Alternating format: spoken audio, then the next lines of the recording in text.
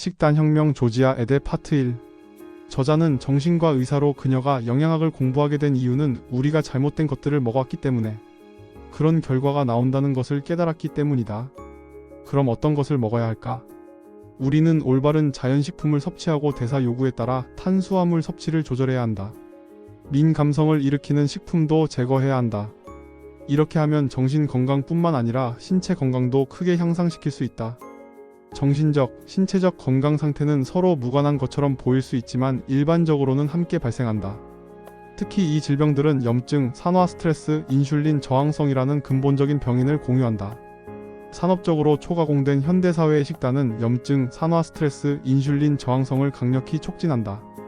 이는 몸의 다른 부분만큼이나 뇌에도 위험하다. 약물은 뇌 화학을 바꿀 수 있어 그 나름의 쓰임새가 있다. 하지만 저자는 뇌 화학을 바꾸는 가장 강력한 방법은 음식이라고 확언한다. 애초에 뇌 화학물질이 음식에서 나오기 때문이다. 신경 전달 물질은 음식으로 만들어지고 뇌세포도 음식으로 만들어지며 이들 세포를 둘러싸는 체액도 음식으로 만들어진다. 최적의 정신 건강을 위해서는 뇌 전체가 올바른 재료로 구성되어야 한다.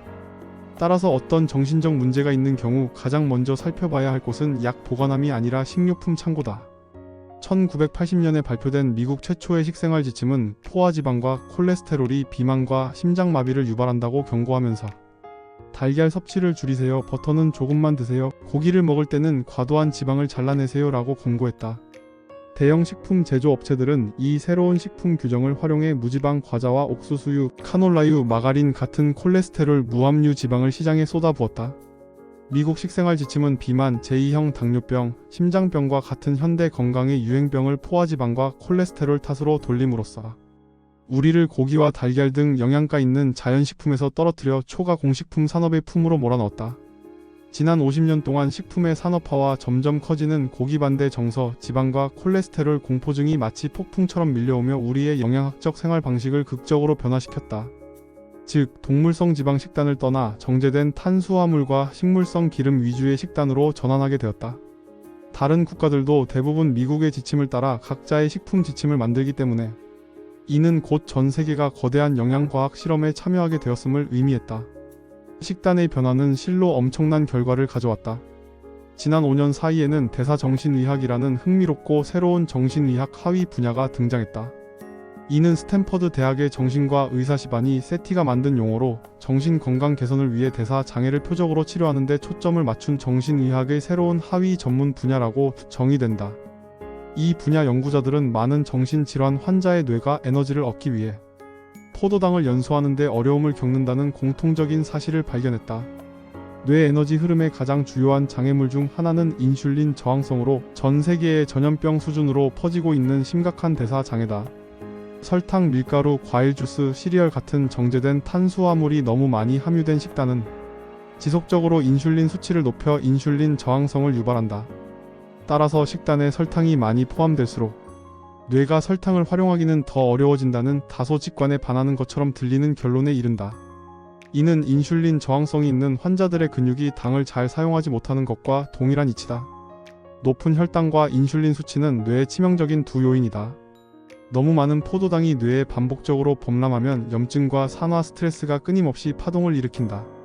그러면 뇌의 섬세한 구조가 손상되고 뇌세포 내부에서 포도당을 에너지로 전환하기 위해 작은 엔진처럼 끊임없이 작동하던 미토콘드리아도 제압당한다. 과다한 인슐린이 반복적으로 뇌에 충격을 가하면 인슐린 저항성이 생길 수 있으며 포도당을 에너지로 전환하는 역할을 수행해야 할 인슐린이 뇌에 들어가기가 점점 더 어려워진다. 뇌가 고혈당, 저인슐린 상태에 빠지면 필요한 힘을 생성하기 힘들다. 결과적으로 뇌 에너지 위기가 서서히 증가해 뇌가 최고의 성능을 발휘할 수 없게 된다. 그러나 기쁜 소식은 단순히 먹는 음식을 바꾸는 것만으로도 혈당과 인슐린 수치를 스스로 매우 빠르게 조절할 수 있다는 것이다. 정신 장애를 대사 장애로 재해석함으로써 우리는 새롭고 전도 유망한 접근법의 문을 열었다. 그중 가장 강력한 치료법은 케토제닉 식단이다. 케토제닉 식단은 신체의 지방 연소 능력을 자극하고 그 지방 중 일부를 케톤으로 전환해 뇌에서 에너지로 연소할 수 있게 하는 초저탄수화물, 적당한 단백질, 고지방 식단이다. 뇌가 이미 포도당을 적절하게 사용하는 능력을 잃었을 때 케톤은 마치 신의 선물 같은 존재다. 포도당을 처리하지 못해 발생한 에너지 부족을 해소해주기 때문이다. 어떤 사람들은 케토제닉 식단을 체중 감량을 위한 것으로 여긴다. 틀린 말은 아니다. 케톤은 과도한 체지방을 태우는 데 도움이 된다. 또 어떤 사람들은 케토제닉 식단이 제2형 당뇨병을 치료하는 방법이라고 생각한다. 그것도 맞다. 케톤은 혈당 수치를 안정적으로 낮추고 당뇨병 약물의 필요성을 줄이거나 없애며 제2형 당뇨병을 지속적으로 완화시킨다. 하지만 케토제닉 식단의 원래 의도는 뇌 화학을 안정화하는 것이다. 이 새로운 식단은 항경련제가 개발되기 훨씬 전인 1921년 뇌전증이 있는 어린이를 치료하기 위해 발명되었다. 이후 12개 이상의 양질의 임상 시험을 통해 뇌전증이 있는 어린이와 성인 모두에게 안전하고 효과적이며 50% 이상의 환자에게서 발작 활동을 절반 넘게 줄이고 10% 이상에서는 완전히 제거한다는 것이 입증되었다. 케토제닉 식단은 다발성 경화증, 파킨슨병, 편두통을 포함한 다른 많은 신경학적 질병에도 효과가 있다고 나타났다. 신진대사를 조절하기 위해 많은 호르몬이 함께 작용하지만 그중 가장 중요하고 큰 통제력이 있는 것은 인슐린이다. 우리 몸의 혈당과 인슐린 수치가 떨어질 때 뇌와 혈액 속 케톤 수치는 상승하기 시작한다. 혈액이 뇌를 순환할 때 혈액 내 장벽을 따라 존재하는 운반체가 케톤을 뇌 내부로 끌어들이기 때문이다. 따라서 포도당과 마찬가지로 혈액 케톤이 높아지면 뇌 케톤도 높아지며 케톤을 포획하여 에너지로 태우기 위해 뉴런 표면에 수용체가 발현된다. 그러나 뇌는 케톤만으로는 작동할 수 없다. 그래서 지방이 활발하게 연소되어 혈액 케톤이 상대적으로 높을 때도 간은 계속 포도당을 혈액으로 방출하고 뇌는 그것을 흡수하며 포도당이 필요한 상황에 대비한다. 무언가 크게 잘못된 상황이 아니라면 혈액에는 항상 많은 양의 포도당이 존재한다. 하지만 케톤은 보통 얻기 어렵다. 일반적인 식단을 섭취하는 사람들은 대부분 케톤 수치가 극도로 낮은 경향이 있다. 고탄 수화물 식단이 인슐린 수치를 너무 높여 케톤이 생성되지 않기 때문이다. 케톤은 일반적으로 수면, 단식, 운동, 칼로리 제한 또는 케토제닉 식단을 섭취하는 경우에만 의미 있는 수준으로 상승한다. 이런 조건에서 신체는 더 많은 지방을 연소하고 간은 그중 일부를 케톤으로 전환한다. 즉 케톤증 상태에 들어가게 된다. 인슐린이 높고 케톤이 낮을 때 뇌는 거의 전적으로 포도당으로 작동한다. 반면 인슐린이 감소하여 케톤이 증가할 때 뇌는 더 많은 케톤을 사용하고 포도당은 더 적게 연소한다. 많은 사람이 케톤을 뇌를 위한 비상 예비 연료로 생각하지만 실제로 우리 뇌는 포도당이 충분히 있을 때에도 케톤을 계속 흡수하고 연소한다. 케톤이 존재할 때 뇌가 포도당만으로 작동하기를 거부한다는 사실은 흥미롭다.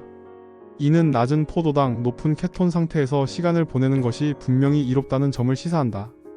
우리 몸의 기반이 포도당에서 케톤으로 전환되면 높은 인슐린으로 인해 억제되어 있었던 수많은 경로가 활성화된다. 손상된 세포 구성 요소를 재활용하거나 파괴하는 자가포식 경로, 면역 체계를 강화하고 스트레스 회복력을 강화하는 경로, 신경 가소성을 촉진하는 경로, 뇌가 새로운 세포를 성장시키고 그것을 새로운 패턴으로 연결하는 일을 돕는 경로 등이다. 정기적으로 연료원을 케톤으로 전환해 신진대사를 원활하게 유지하는 것이 정신적, 신체적 건강의 비결 중 하나인 셈이다. 불행하게도 많은 사람이 이미 신진대사의 유연성을 상실했다. 그 이유는 우리가 먹고 있는 것들을 살펴보면 알 수 있다. 현대인들은 주로 어떤 것들을 먹고 있을까? 초가공식품은 호주인이 소비하는 식품의 거의 40%를 차지하며 영국 식품군 중 약 50%, 미국인이 식료품점에서 구매하는 식품의 60% 이상을 차지한다. 이런 제품은 아주 널리 퍼져 있어 집, 자동차 안, 직장에서 쉽고 빠르게 손에 쥘 수 있다. 이런 식품은 뇌의 구조와 신진대사를 손상시키고 궁극적으로는 에너지 생성 능력까지 손상시킬 독성 물질로 가득 차 있기 때문에 비타민과 미네랄을 아무리 보충해도 그 비극을 막을 수 없다. 우리의 몸은 우리가 먹는 모든 음식에 들어있는 탄수화물을 포도당으로 분해한다. 바나나와 솜사탕은 모두 동일한 포도당 분자로 변한다. 그런데 왜 어떤 음식을 먹는지에 따라 차이가 발생하는 것일까?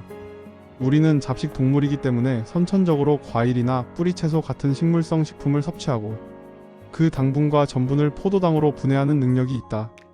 하지만 인간 생리는 평생 동안 하루에도 수차례씩 대량의 농축 탄수화물을 섭취하게 될 것이라고는 결코 예상하지 못했을 것이다.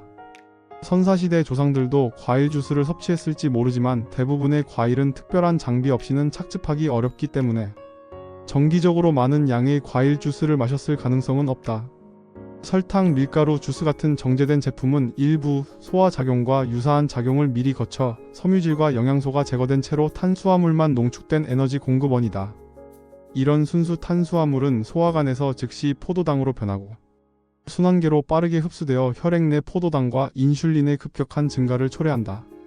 혈당이 급등할 때마다 뇌당도 급상승한다. 바로 여기서 문제가 발생한다는 점을 기억해야 한다. 고혈당은 세포에 해를 끼친다. 이런 당독성 때문에 지속적으로 높은 혈당 수치를 보이는 제2형 당뇨병 환자는 눈혈관부터 발끝 신경까지 신체 전체에 심각한 손상을 입을 위험이 있다. 고혈당증은 당신의 모든 장기를 파괴할 힘을 가지며 뇌도 예외가 아니다. 뉴런이 포도당으로 가득 차면 신호가 더 느리게 전달된다. 이것이 혈당 수치가 높은 사람들이 뇌 흐림 증상을 경험하는 이유다. 높은 포도당 수치는 과도한 산화와 염증을 촉진해 뇌 건강을 위태롭게 한다. 이러한 끈적하고 기능이 저하된 물질을 최종 당화산물이라고 부르는데 노화를 가속화하는 것으로 악명이 높다. 불행히도 우리 대부분은 매 끼니와 간식으로 정제된 탄수화물을 너무 많이 섭취해 매일 수차례 심지어 한밤중에도 혈당을 급격히 올린다. 활성산소에 반복적으로 노출되면 우리 뇌에 있는 귀중한 항산화 물질이 고갈되고 만성적이고 통제되지 않는 염증과 산화 스트레스의 악순환에 빠질 수 있다. 만성적인 뇌 염증이 많은 정신질환을 일으킨다는 사실은 이제 대부분의 연구자들이 인정하는 내용이다. 뇌 염증과 산화 스트레스를 일으키는 원인으로 우리가 유념해야 할 물질이 과도한 포도당뿐만은 아니다. 오랫동안 대두유나 해바라기유 같은 식물성 기름은 필수 식물성 다중 불포화 지방산이 풍부하고 포화지방과 콜레스테롤이 없기 때문에 우리 몸에 유익하다고 알려져 왔다. 그러나 이 기름들은 인간의 정신적, 신체적 건강을 해칠 수 있다는 잠재적 위협 때문에 엄밀히 연구되고 있다. 니나 타이숄스가 저서 지방의 역설에 기술했듯 20세기 이전에는 올리브유를 제외한 다른 기름들은 식품으로 여겨지지 않았다. 대공황 시대에 버터 대체물로 옥수수유를 굳혀 만든 마가린이 등장하기까지는 그리 오랜 시간이 걸리지 않았다. 그러나 액상 식물성 기름은 1960년대가 되어서야 우리 부엌 찬장에 들어왔다. 미국 심장협회가 이 기름을 심장에 좋다라고 승인한 후였다. 미국 심장협회는 처음에는 아주 작은 조직이었지만 프록터 앤 갬블로부터 자금을 지원받으며 과학적, 정치적 영향력을 축적해 지금은 막강한 영향력을 행사하는 기관이 되었다. 식물성 기름의 가장 큰 문제점 중 하나는 대부분 리놀레산 함량이 지나치게 높다는 것이다. 식물성 기름이 우리 밥상에 올라오기 전에는 리놀레산이 1일 칼로리의 1에서 2%를 차지했지만 오늘날에는 우리가 소비하는 칼로리의 7% 이상을 차지한다. 이 분야는 최근에야 연구되기 시작했다. 일부 임상의와 연구자들 사이에서는 지방 금고에 리놀레산을 계속 쌓으면 잠재적으로 뇌를 포함한 모든 곳에서 산화 스트레스와 염증이 증가할 수 있다는 우려가 커지는 상황이다.